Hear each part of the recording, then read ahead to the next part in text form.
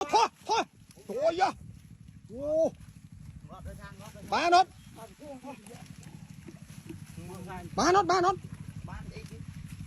ai xe ba nó bò vô nuôi húi bắt ba cho ba đây vô tập tê bò vô nuôi nó đang bên túi gì nhóm khơi bốc tập tiết là cho bạn tập tiết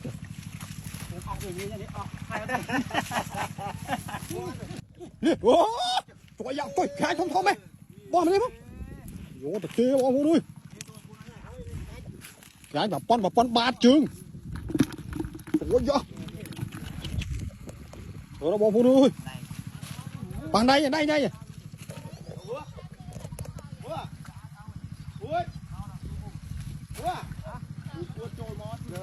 vô ba đấy búa dần một đáy